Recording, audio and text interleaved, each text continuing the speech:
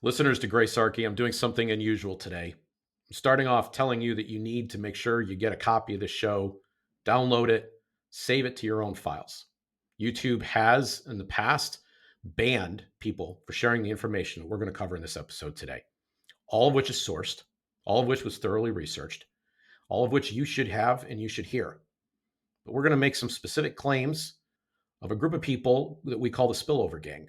If they get a hold of this, they may not like it, and they have a direct line to the people at YouTube. We now know this thanks to the Twitter files, to make sure that this show is not seen or that maybe the entire program is ended.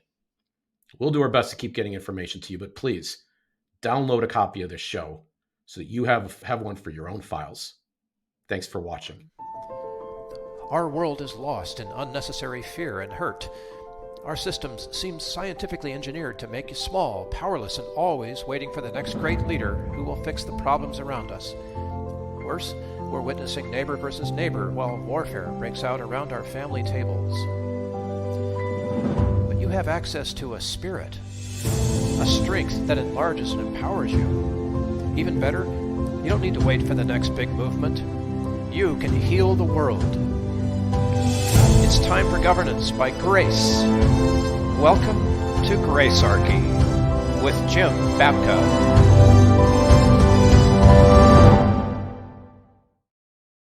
Jim, this COVID origin story is starting to sound like that whole weapons of mass destruction where they ran Cheney out in front of everybody and said, no, they really were there. They've been moved, right? It's like they're trying to perpetuate a myth.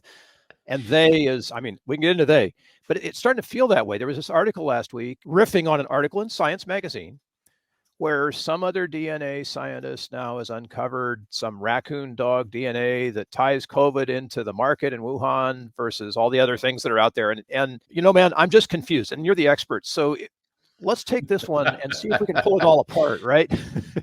I am not the expert. But I want to show, I think I can demonstrate that a layman who with no science background can figure out an awful lot if they are willing to ask questions. Yeah. So you'll get here in the time that we spend together, however long that turns out to be, you will get an awful lot of information that took me many, many hours to acquire. Yes. But it comes from the fact that I ask questions. I have a heuristic view of the world that says that when the media is telling me something, I can't necessarily believe it. And as we get into the AI world now, where people can make art, we're going to start to see that our lying eyes can't be trusted. We are going to start to see things happen that literally we cannot trust. We've got to get better at being observers of fact, knowing when we have truth in front of us and don't, and not just simply confirming our previous biases, which, by the way, that's the whole purpose of this new leak of information, because that's literally what happened. They leaked information on purpose, is to create an impression that people will remember the same way they remember Dick Cheney's self-generated story. I know we can't really get into all the international politics on this. There just isn't time. But I do know that we want to steelman the situation as best we can today.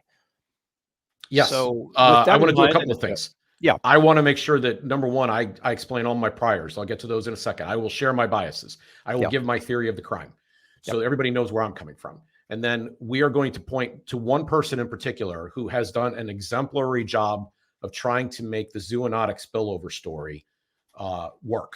This is the counter to lab leak. This is the one where stuff happens in a wet market.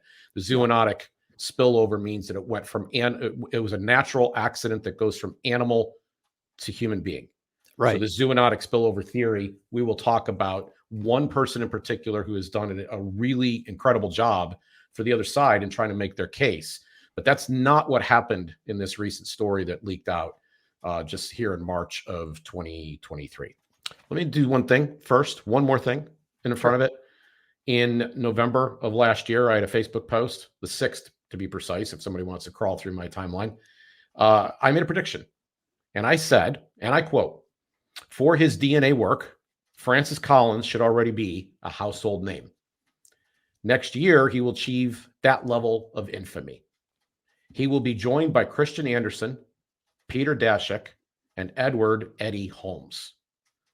Now, in today's episode, it's really vital and important that you pay attention to the names I just gave. In particular, Christian Anderson and Eddie Holmes. These are names that are not household names yet, if there was an actual congressional investigation that was robust, if there were prosecutions being pursued, I guarantee they would be.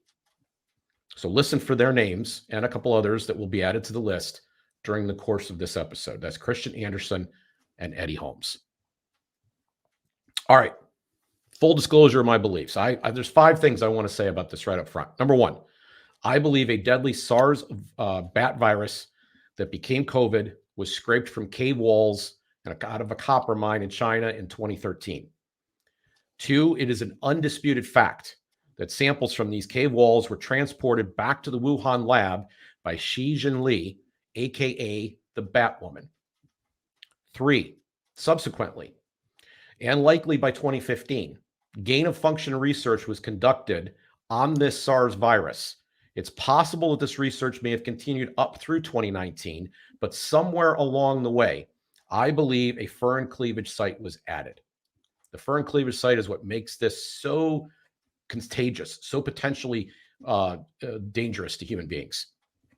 Number 4, an American researcher, Ralph Barrick, a virologist at the University of North Carolina, Chapel Hill, likely has knowledge of or may even have participated in this research, and he seems to have been aware that this gain of function made the bat virus more contagious to humans.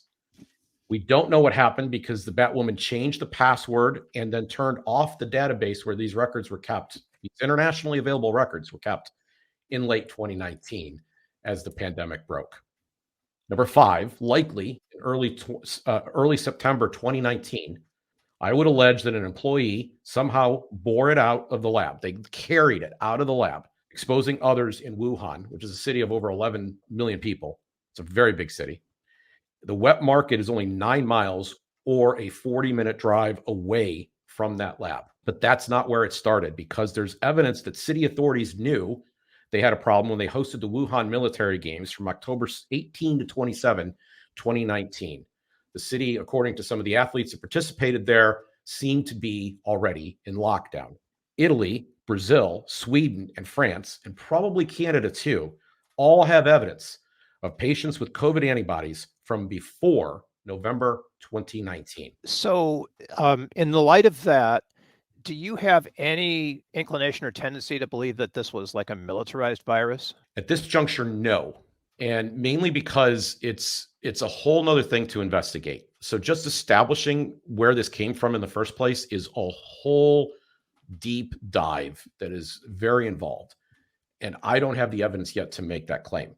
The one piece of evidence that is interesting in this regard is that the funding, we are mostly focused on the funding that came out of the National Institutes of Health, which Francis Collins presides over, and with which Anthony Fauci works in, and he allocates a significant number of those dollars for virology experiments. So we're interested in their role. But there also appears to be a Defense Department Pentagon role in all of this. But I am not going to make any claims or statements in that direction. We are going to treat this as if it's an accident, because right now, and by the way, some of this is in regards to time. We got to make sure that we can get this done in an episode. It's a whole nother field to investigate with that possibility. And there is at this juncture, and I think most everybody that's looking at the story agrees, not anywhere near enough evidence to say that this was intentional bioweapon production or it was intentionally dropped by the Chinese. We may have to delve into that in a future episode, though. Okay, so let's take this forward now that we've established sort of groundwork here.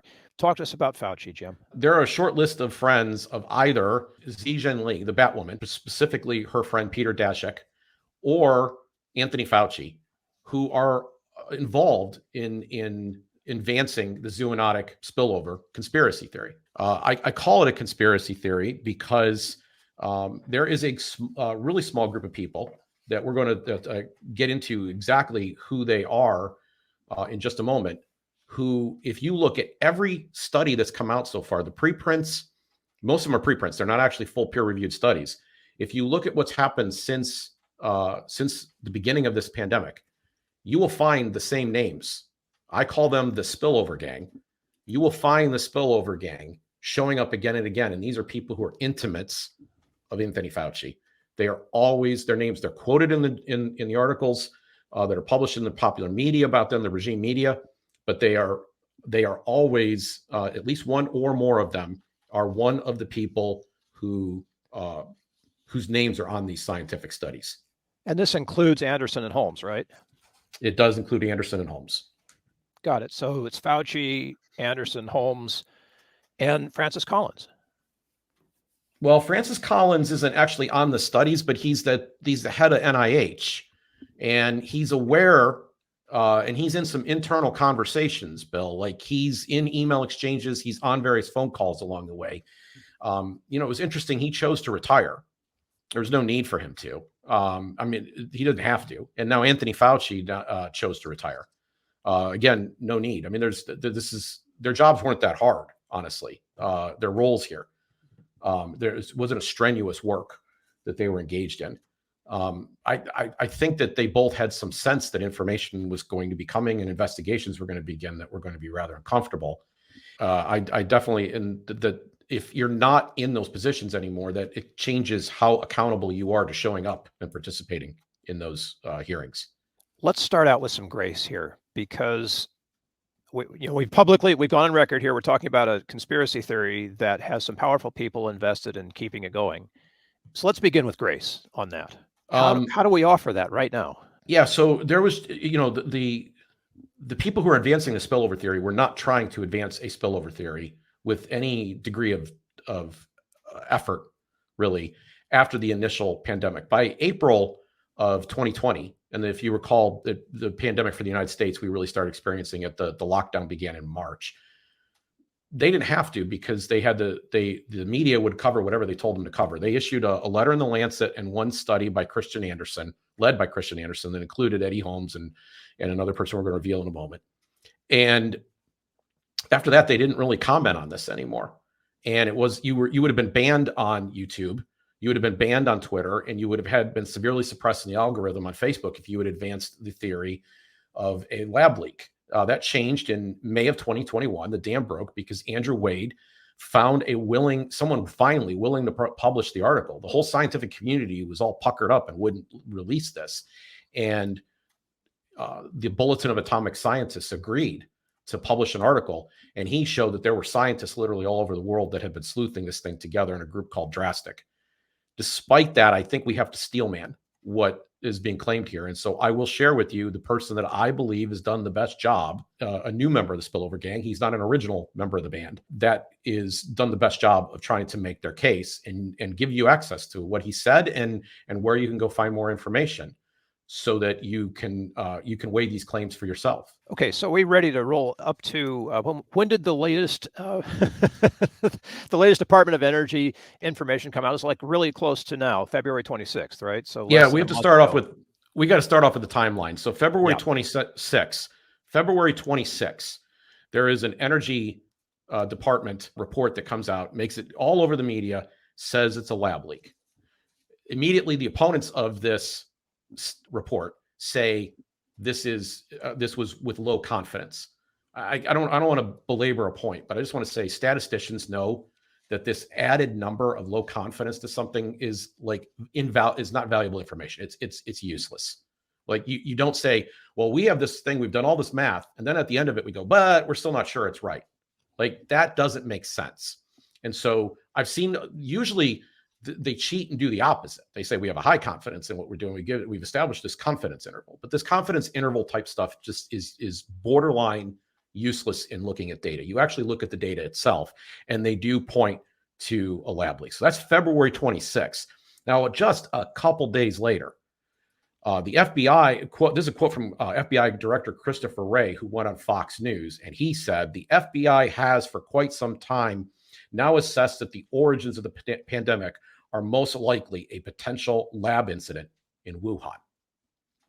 Then on March 1st, so we've gone from February 26th to March 1st. Then on March 1st, the Senate voted unanimously to declassify all documents related to the origin of COVID-19.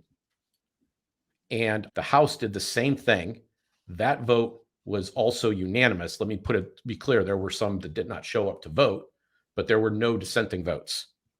So now, from February 26th to March 1, we've recounted 3 events: Energy Department, FBI, House vote.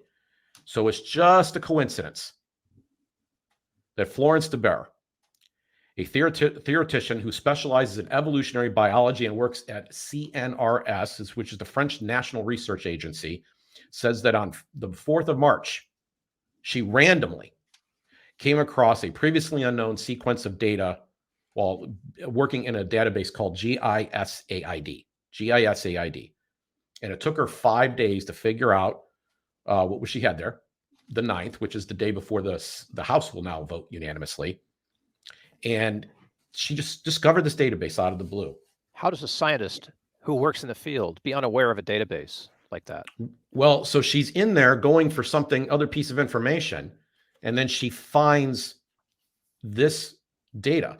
Now, what did she find? So in February of 2022, February of last year, there was a preprint issued. We should probably stop here and just say something very about the nature of how science is done. It's kind of shoddy in a way. Most of the science that you know about, most of the stuff that is transported through the media is a result of a preprint. A preprint is the rough draft of the study. The scientist says, this is what I think I'm going to end up saying.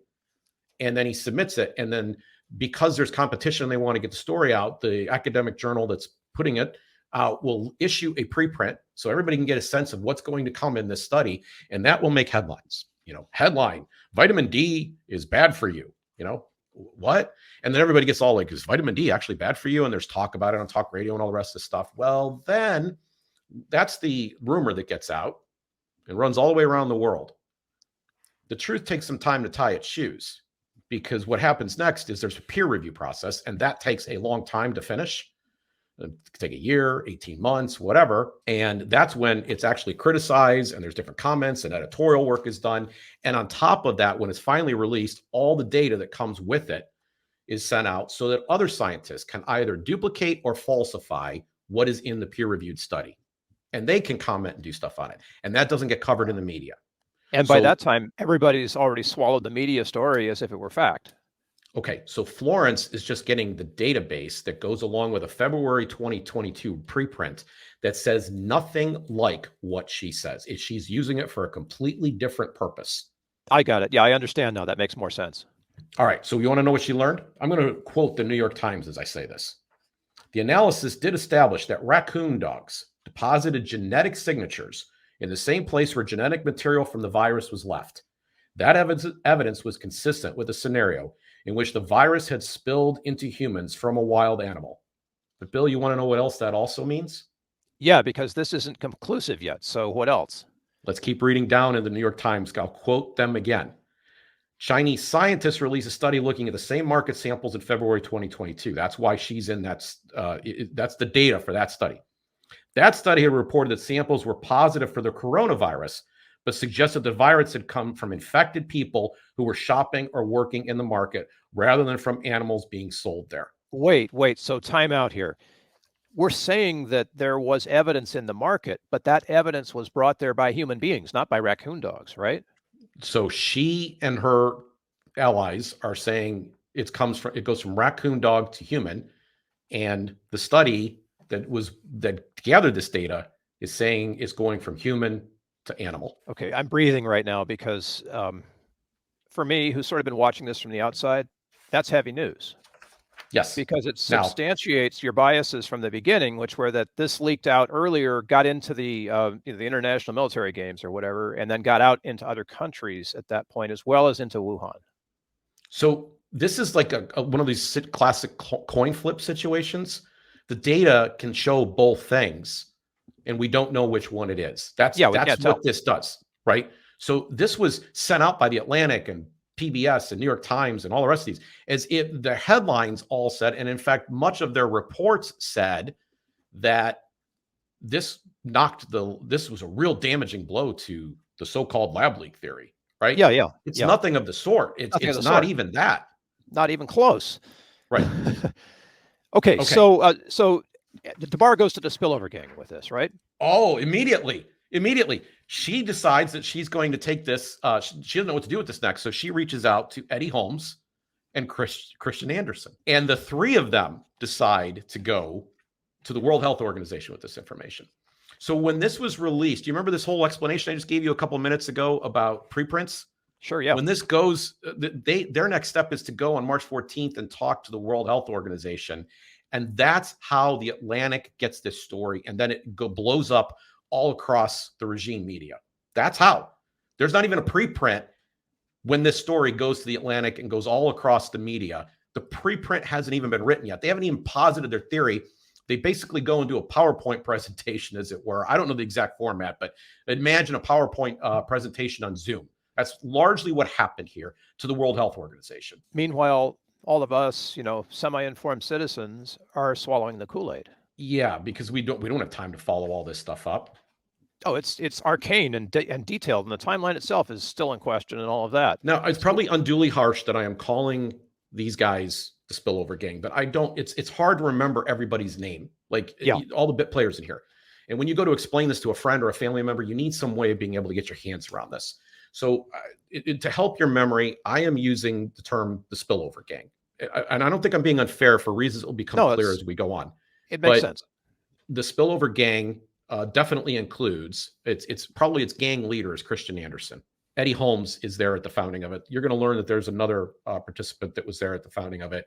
And I'm going to explain the significance of this. But I think the best way to do this is to lay out a timeline.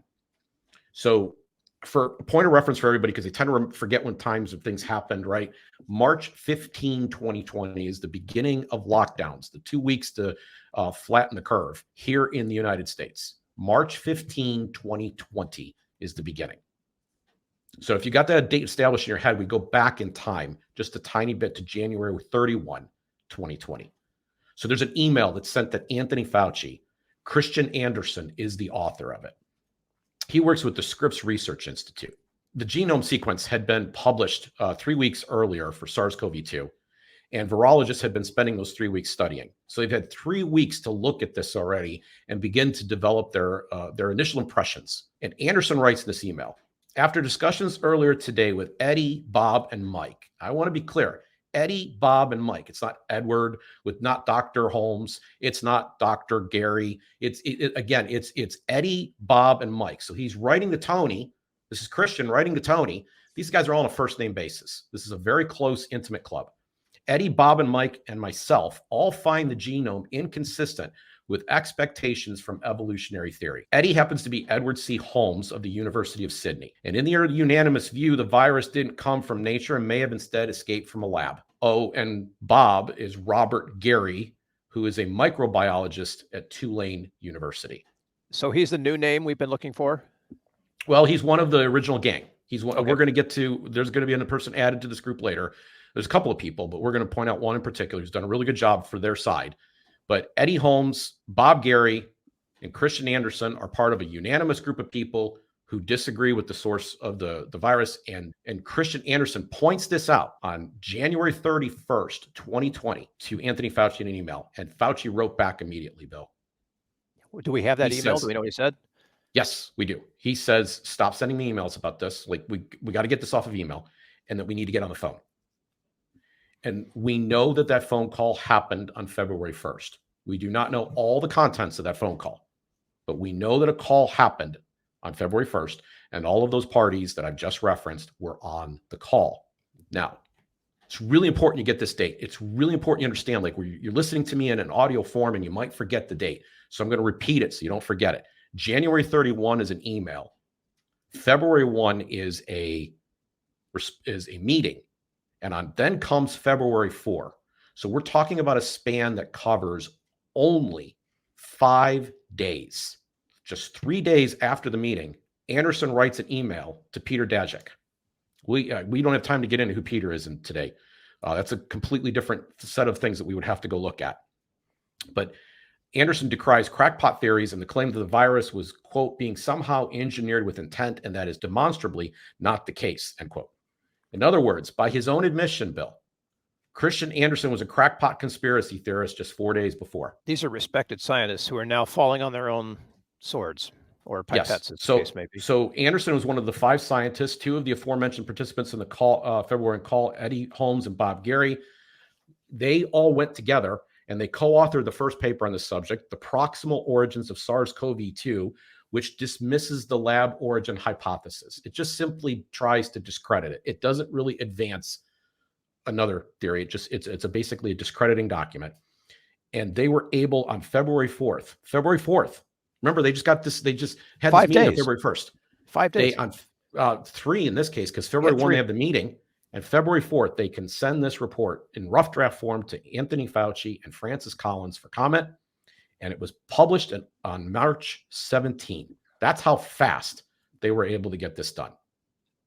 Okay, that's unusually fast for science, by the way. Incredibly. Just really, really fast. Okay, so Bob Garry, he's a new character that we've just added to Christian Anderson and Eddie Holmes, referenced in that email to Fauci. He had an email quote that also came out as a result of an investigation by the House Oversight and Reform Committee in 2021. And we didn't get to see this email. In fact, much of the data that the House committee got was heavily redacted. But in January 22, they issued a report or a letter explaining some of the stuff that they knew. So Garry basically says that the fur and cleavage site possess features of intelligent design. I quote, "I just can't figure out how this gets accomplished in nature. It's stunning. Of course, in the lab, it would be easy to generate the perfect 12-base insert that you wanted," end quote. So he too changed his mind from the February 1 call. They're dropping like flies. I mean, actual scientists are just flipping what their research showed them. They're now saying, no, can happen. Yeah. Now, recall earlier in the month, this month, now, 2023, March, Flo Débarre reaches out to Christian Anderson and Eddie Holmes to help her write the review of the data that she had downloaded, which the Atlantic subsequently picks up and breathlessly reports as putting to bed the lab leak theory of the crime. Yeah, I got a bow on it now. It looks good. Yeah. But is it a coincidence that she just calls these men, right? Is just a coincidence that these are the two people she reaches out to? Well, let's be graceful. I mean, probably not. I mean, my qualifier is probably, but. So there's scientific problems with the story. And you're right. We have to be gracious. So let's deal with the facts. Let's deal with the science. The Spillover Gang, whose new best spokesperson, by the way, is Mike Worobey, starts studies with the premise that the patients of COVID that get COVID emerge in December 2019. No, wait, that can't possibly be. There's got to be people who were ill before that. Well, before December 2019. The Chinese government admitted, and this was in the Chinese Post, that November 17th is when they were aware that there were patients with this. November 17. So note, that is not December. That is before December. And this is important because the premise of the other side is that a CDC team allegedly collected environmental samples in the stalls at Huanan Market between January 1 and March 2, 2020. And that is the basis of Florence Débarre's March 4th discovery of this data. This is the data that she's looking at. Is this scraped? She doesn't have a study. She doesn't even have a preprint here. The data was shared with the WHO in a conference call on March 14th, and it's this stall data that they were gathering from January 1 to March 2. So the pandemic is already raging. It's already started. It's raging through Wuhan. Well, there's a problem with that. There's tons of problem with that. If we can we do this? We got a clip that we pulled from Breaking Points, Sagar and Jetty. He breaks down some of the problems with this theory. The reason late 2019 really doesn't matter is because we have reams of open source data to show us that COVID was already widespread throughout the city of Wuhan at the time that sample was collected. As I've already previously laid out, geospatial analysis from Harvard and Boston University has found parking lot volume of all hospitals in Wuhan had the highest daily volume of cars in the parking lot in September and October 2019, long before the CCC first reported any cases of COVID, along with a massive spike in search terms in the city of Wuhan for the Chinese version of Google for terms of cough and diarrhea. Not only that, foreign athletes at the 2019 World Military Games, held in Wuhan in October 2019, reported COVID-like symptoms. Athletes remember that Wuhan looked pretty weird at the time. One says that he got his temperature taken at the airport. They also describe in October, the city of 15 million looked like it was on lockdown. A Canadian athlete described this, quote, "I got very sick 12 days after we arrived, fever, chills, vomiting, insomnia. On our flight home, 60 Canadian athletes on the flight were put in isolation at the back of the plane for the 12-hour flight. We were sick with symptoms ranging from cough to diarrhea and in between." Later analysis by Italy, Brazil, Sweden, and France confirms they had patients within their borders who had COVID antibodies from before November 2019. In other words, by the time this raccoon dog sample was taken, COVID had leaked from the lab 2 months earlier, almost certainly in September 2019. Wuhan was likely already fully infected. That's exactly right. And then we can turn, Bill, on top of the data that Sagar just shared with us, to just the month of September 2019. Again, March 15, we're in lockdown. Just September 2019, they deleted strains or codes of the virus from their database in Wuhan. They went to military oversight instead of civilian, and they changed their ventilation system. All three of those things happened in September 2019. So I'm not feeling real great about the recent science. I mean, it makes sense, but it's not looking at the whole picture. It's looking at an isolated incident from a sample taken in a market at least 2 months after the outbreak actually began. And I would argue more. I think it's closer to 3. I think this actually happened, and I actually believe there's evidence that this happened as early September.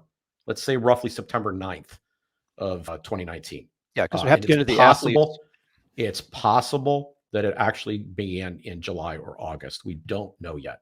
But the idea, it is more likely that it happened in August than it is that it happened in December. Okay, I'm with you so far. All right. Okay, so now moving forward. We promised that we were going to steel man here, right? We were going to give some of the other side. Okay. Michael Worobey. He's the professor and head of ecology and evolutionary biology at the University of Arizona. In May of 21, when the Andrew Wade story broke, he signed a letter, an open letter, saying that a full investigation of this needed to be brought out, that there was significant reason to be concerned that this had leaked from a lab. But over the summer and following fall, he changed his mind. And it was Bob Garry who helped him change it. Oh, coincidence? Now only Worobey has written more. Not only has Worobey written more preprints and peer-reviewed articles about the spillover conspiracy theory, it turns out he's a far better communicator than Christian, Eddie, and Bob. And he has used an approach called geographical clustering. He's looked at the mapping data, and he's looked for an initial burst of infection in December 2019 and January 20. He's looking at those months, December 19 and January 2019 and 2020. He's been able to generate significant mapping evidence that the wet market is the epicenter during that time period. His work is so thorough, it's so impressive that you'll suspect he knows the part of the Hunan market from where this virus leaped from animal to human. It's very, very impressive work. There's a significant debate that was already occurring for many years, and people don't know this, for many years, about the live animals being sold in that market. There was dispute that actually had even happened because the Chinese initially denied it in early 2020, that had gone on. In fact, shutting down the wet market, Bill, had scapegoating qualities to it. Sure. Yeah. So combined with the lockdown, it meant that no one outside, especially outside of the Chinese government, could actually go inspect the market. So there's a degree to which we've lost the crime scene, and the people that were investigating the crime scene had a self-interest in covering up the crime. And so we may never know what actually happened inside. But there's got to be some sharp American CSI amateurs that are going to go and figure this out. Hopefully we're doing that here now. Okay. Yeah. But all the way back in 2014, Eddie Holmes went in that market and took pictures of the live animals. And amongst the data that Worobey relies on is a picture Eddie Holmes took, which had digital GPS coordinates attached to it of a raccoon dog at the market. And in that same location, in the market, is the data package of Hunan market swipes and samples that Florence Débarre discovers. And they think they've got it down now to the very stall in where a live and infected raccoon dog conveyed the virus to a human being. But this is all irrelevant. I mean, yes. We're supporting their story. The story is hanging together, but you have to look at it without looking back any further into 2019, where there's a man behind a curtain pulling the strings. Right. But so I'm sorry, I interrupted you. No, that's okay. Worobey has preprints out, several of them, and and he has a peer-reviewed study from the summer of 2022 that appears in Science, the publication.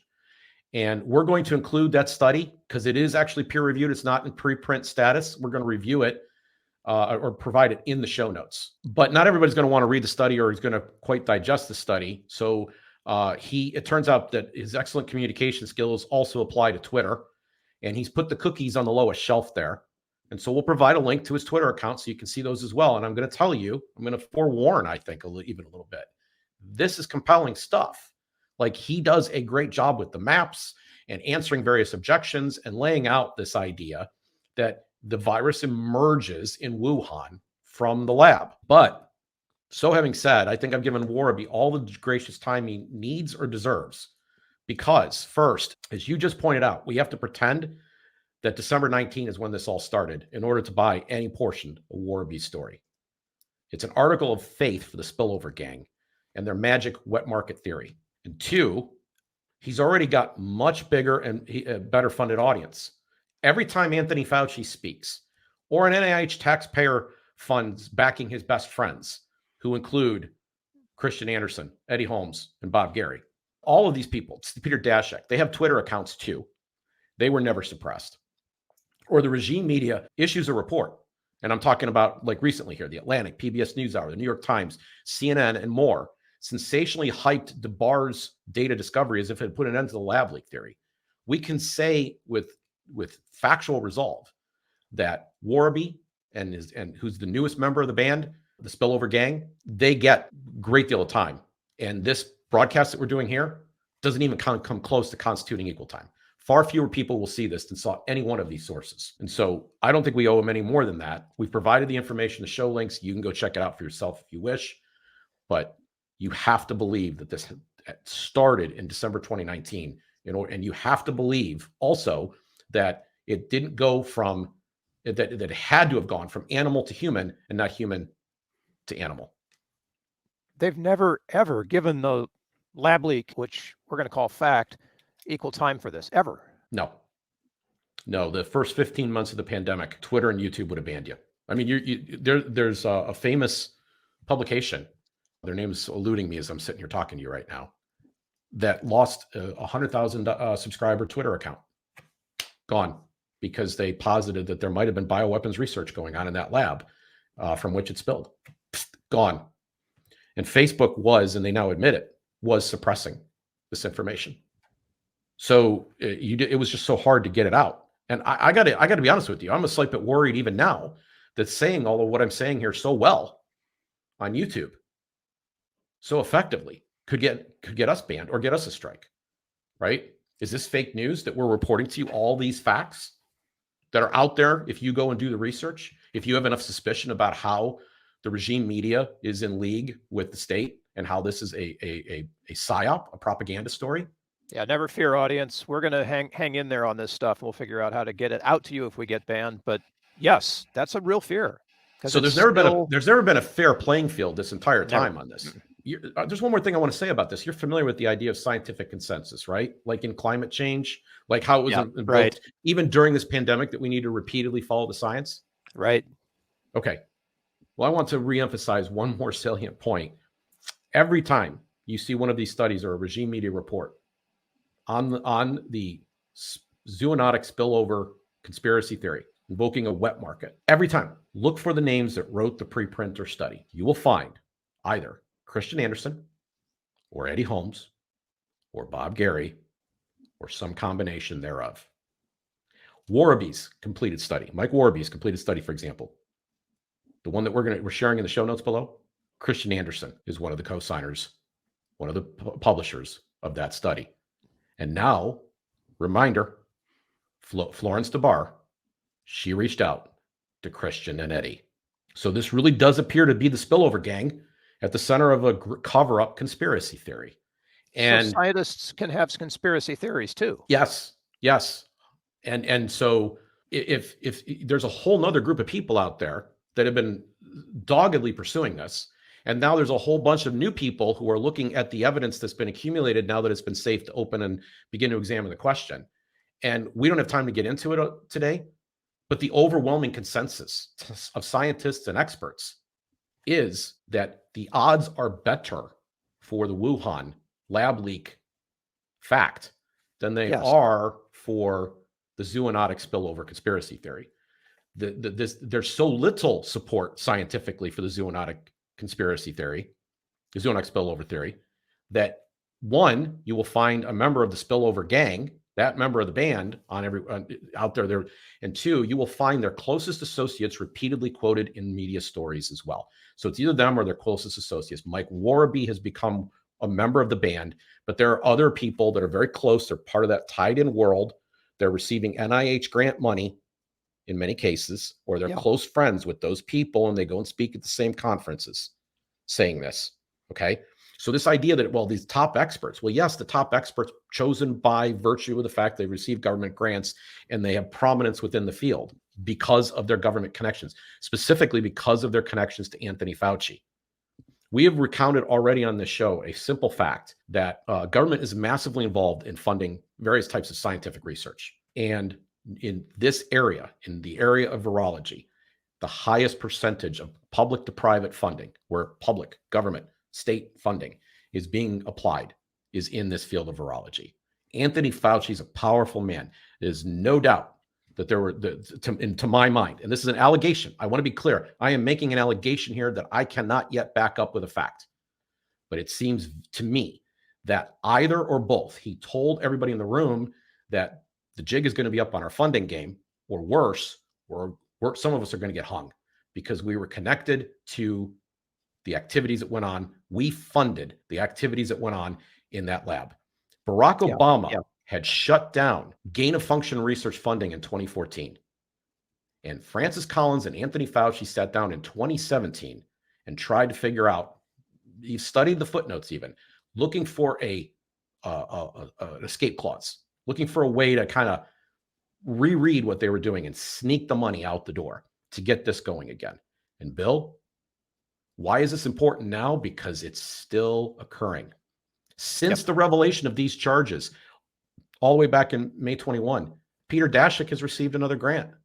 We believe other gain of function is occurring through other sources, including the Pentagon. So this is not a small matter.